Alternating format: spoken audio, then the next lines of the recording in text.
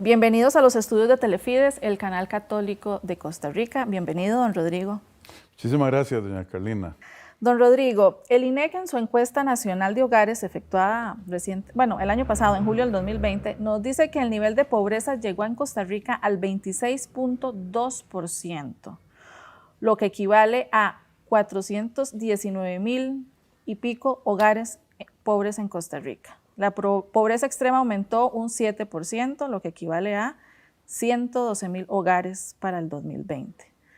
En términos de personas, la incidencia de pobreza es del 30%, lo que significa 1.500.000 personas pobres en Costa Rica. Y somos 5 millones y un poquito, ¿verdad? Ese porcentaje de personas que están en pobreza extrema es de 8.5, lo que en cifras absolutas representa que se sumaron 96,697 personas en esta condición, para un total de 435,091 personas con ingresos per cápita iguales o inferiores al costo de la canasta básica. Son muchas cifras, don Rodrigo, ¿verdad? A veces cuesta entenderlas, pero ¿por qué hay más pobres y más pobres extremos en este país? Usted tiene razón, doña Carlina, son cifras que hay que entenderlas. La manera en que yo trato de contarle a la gente para que visualice el problema, pues es un problema serio, no es un problema de solo los que están en pobreza extrema, es un problema de la gente que está bien acomodada también, porque temas como criminalidad, la cohesión social, la estabilidad del sistema político en el que vivimos, los que hemos tenido más suerte, más bendiciones, se están siendo amenazados de manera clara y directa por estas situaciones. Pero para que lo visualicen, 435,000 personas en pobreza extrema. ¿Qué significa eso? Eso significa que esa gente, lastimosamente, no puede consumir los contenidos de la canasta básica en el día, con sus ingresos. Entonces, añádale, y tienen menos ingresos que para consumir la canasta básica, añádale el teléfono, el agua, la luz, el alquiler, los pases. Esa gente se va a ir hoy con hambre a la cama. 435,000 personas. Eso es como meter, para que lo visualicen, llenar 15, 16, 17 estadios nacionales hasta el copete de gente que está con hambre hoy. ¿Qué piensa usted, señora? ¿Qué piensa usted, señor? ¿Le parece que eso es bueno para usted o para el país? Obviamente no. ¿Por qué es que la pobreza ha aumentado? Bueno, porque el mercado laboral está muy afectado. Hay, usted lo dijo, 26.6%, bueno, eso fue en el pico, pero hay más o menos 20% de costarricenses de personas en este país que están buscando trabajo y no encuentran. Hay un grupo muy grande que se llaman los desalentados, que ya dijeron, dejo de buscar trabajo, porque no me van a dar. Y eso incluye gente de 40 años y más. Y de 50 todavía más difícil conseguir trabajo, ¿verdad? Entonces, desempleados, desalentados. Están los subempleados, que quieren trabajar tiempo completo, pero les dicen, no, puede trabajar solo 4 horas, media jornada, etc. Están también los subempleados, que es el chofer de Uber, el de la motocicleta, el de Uber Eats, etc., que está ahí y consigue 4 viajes en un día en 8 horas, porque está esperando a que lo llamen. Eso también afecta. Están los que tienen las jornadas suspendidas. Estamos hablando más o menos de que el 30-40% de la gente que necesita trabajar para comer, para pagar el alquiler, se le redujeron muchísimo los ingresos, ¿verdad? De una porción significativa a nada. ¿Cómo no va a haber más pobres? Además, Carlina, acuérdese que en Costa Rica, a pesar de 60, 50 programas de alivio a la pobreza, de millones de colones que se gastan en eso, los administramos tan mal que la pobreza antes de la pandemia estaba pegada en un 20-21% y nunca le hicimos mella. ¿Cómo puede ser? Pues vemos a lo mismo. Son temas de mala administración, mala formulación, primero, mala formulación de políticas públicas que tienen que ver con la realidad y el realismo de los diagnósticos y la implementación de las políticas públicas que podrían aliviar esos males. No las hay. Es echarle plata al problema como que si eso fuera, y lo que hemos hecho es echar agua en un canasto. Hay que cambiar las cosas. Y si hablamos de pymes, MIPYMES, de trabajadores independientes, ¿verdad? Y más ahora con la pandemia del COVID, mucha gente quedó desempleada y está tratando de salir adelante con sus emprendimientos, pero no hay un alivio ni un incentivo de parte del gobierno para seguir, o sea, para que esa gente siga adelante. ¿Qué podemos decir de este grupo de personas que es un porcentaje muy alto también de la población, que es del sector privado, pero que no está formalizado o está medianamente formalizado y está con sus empresas que quiebran a los meses, ¿verdad? No sobreviven los 3 años? Es muy lamentable que Costa Rica haya perdido tantas vidas, tantas personas por causa de esta pandemia. Pero lo que no se nos puede olvidar es que hay un cementerio enorme de empresas que han cerrado, que no han podido sobrevivir, ¿verdad? Bueno, y la demanda agregada, es decir, lo que la gente puede comprar y las MIPYMES pueden vender, está contraída. Hace falta caminar por la Avenida Central para ver un montón de cortinas de hierro. Es una expresión visual de la crisis. ¿Hay 2 Costa Ricas, don Rodrigo? ¿O hay más de 2 Costa Ricas? Hay más de 2 Costa Ricas. Costa Rica es uno de los países más desiguales del mundo. ¿Qué significa? Que todos los bienes y servicios que genera la economía, hay un porcentaje enorme que se lo lleva poquita gente en el 10%, en el 1% más alto. Y a mí la desigualdad no es un tema que deba preocuparnos per se, ¿verdad? La pregunta es, ¿verdad?, si esa desigualdad es justa.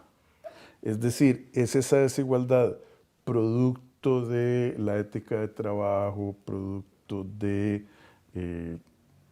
la inteligencia natural de una persona, o es producto de que el Estado costarricense no le dio oportunidades a todas las personas de igual manera?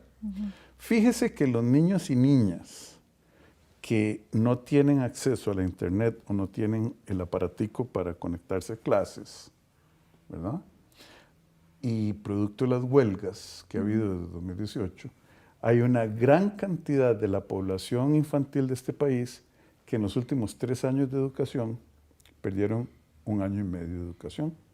Y ese año y medio, en términos de lo que la persona va a ganar en su vida profesional, en su vida laboral, significa la diferencia entre la pobreza y la clase media.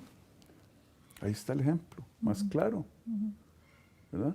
Nosotros sabemos que la estimulación temprana de los niños, la ciencia sabe, es fundamental para adquirir las habilidades necesarias para competir efectivamente en el mercado laboral, para ser exitoso.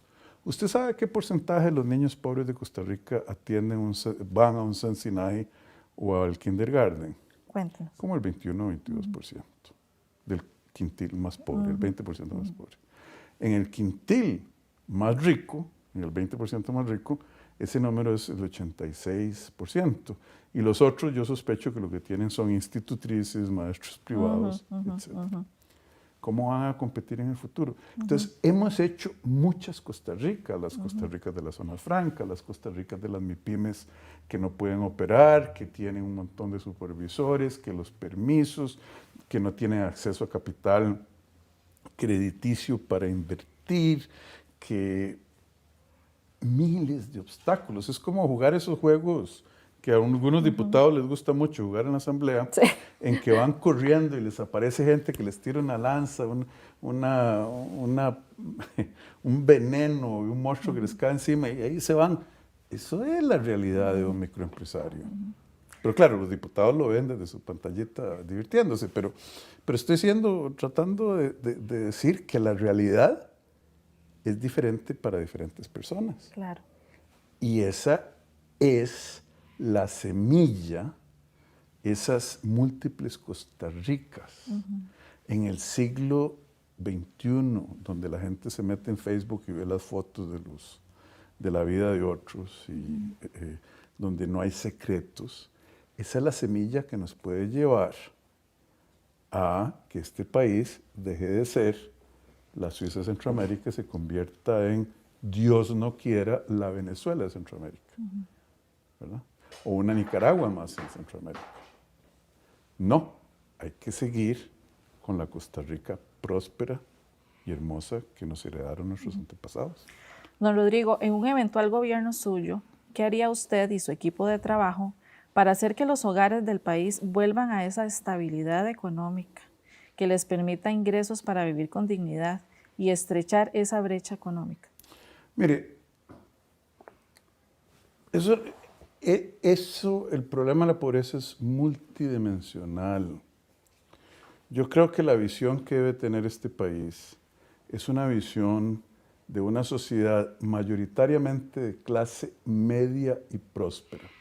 Aquí hay muchos políticos que dicen la clase media, etcétera, pero es que no definimos, hablamos en K o en cuti. Yo no sé si ustedes se acordarán, señoras y señores de la audiencia, donde hablamos así enredado para que no nos entiendan. Mire, ¿qué significa la clase media? Pongámosle una definición operativa para llegar ahí. Clase media significa un grupo de personas, familias, que tienen un ingreso para consumir suficiente para alcanzar un nivel de bienestar que cuando uno lo ve dices clase media. Gente que tiene una casa propia, puede pagar la hipoteca, tiene vehículo, pueden educar a sus hijos, comen nutritivamente cuando hay que hacerlo, tienen acceso a actividades vacacionales y de ocio. No es vivir en un palacio. Pero clase media también significa, muy importantemente, la ausencia de vulnerabilidad y riesgo económico. Que se enfermó alguien, ¡pum!, a la pobreza. Que hubo un accidente, ¡pum!, a la pobreza. Póngase a pensar en la gente que nosotros pensamos que es hoy clase media, ¿qué les pasaría a ellos y ellas si hubiese una devaluación fuerte del colón producto del mal manejo financiero y económico de este país? Hay una enorme vulnerabilidad. Pagan la hipoteca en dólares, pagan la cuota del carro en dólares. ¿Qué les va a pasar? Te van a perder su casa y su carro. Sobre todo cuando el mercado de trabajo. Esas definiciones operativas de la visión país es lo que aquí falta. Lo que yo vengo y oigo economistas diciendo, tirando números, y oigo políticos tirando demagogia, y nadie me dice, bueno, definamos clase media. ¿Cuál es el ingreso per cápita? ¿Cuál es la estabilidad, lo robusto de la situación económica de estas familias? Y ahí es donde tenemos que trabajar. De hecho, esta conversación sobre cómo lograr una economía, una sociedad de clase media, yo la tuve con el presidente de Indonesia por horas y viera el avance que está haciendo ese país. Porque lo definieron con consejo del Banco Mundial y modestia aparte del mío personal, lo definieron, identificaron los mecanismos, las llaves, las herramientas que tienen para llegar ahí y están llegando mucho más rápido que nosotros. A pesar de que nosotros empezamos la carrera, imagínense que cuando yo nací, el 80% de los indonesios vivían en pobreza extrema. Y hoy el nivel de pobreza es del 10%, la mitad de Costa Rica. Vea países como Singapur, que era un lugar miserable en el año en que yo nací. Y ahora todo el mundo aspira a ser Singapur. Y ahora es el país más rico del mundo, por eso es que todos aspiramos. Bueno, después de Luxemburgo, por eso no es un país, es un principado. País es el más rico del mundo, más que los Estados Unidos, más que Francia, más que Inglaterra. Y cuando yo nací, ya estoy viejito, pero en términos históricos no es tanto tiempo, era un lugar no pobre, miserable. ¿Por qué? Porque hicieron bien las cosas. Los tigres asiáticos, las antiguas repúblicas soviéticas, Letonia, Estonia, Lituania, los países detrás de la cortina de guerra que eran pobres, hoy tienen ingresos per cápita de 3, 4 veces el de Costa Rica. Imagínense, y lo voy a terminar aquí, yo sé que me estoy extendiendo. En 1980, Costa Rica, señoras y señores, tenía un ingreso per cápita de $3,600 de aquella época. China de 361. Nos pasaron. Nosotros íbamos en bicicleta a Costa Rica y ellos pasaron en una moto. Corea del Sur, un país sin recursos naturales que pasó de una guerra terrible, que ha estado en conflicto dividido con el país del norte, Corea del Norte, ese régimen tan... Ellos tenían 60% de ingreso per cápita menos que nosotros en el 80.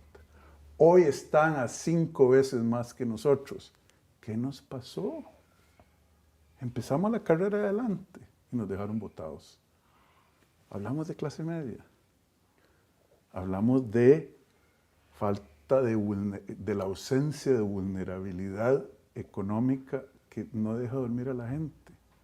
Bueno, preguntémonos por qué no estamos ahí y por qué otros nos pasaron de una manera tan evidente. Ese es el tema, doña Carlina. Muchas gracias, don Rodrigo, nuevamente por esta conversación y a todos los televidentes de Telefides que nos están viendo y nos siguen por las redes sociales. Muchísimas gracias.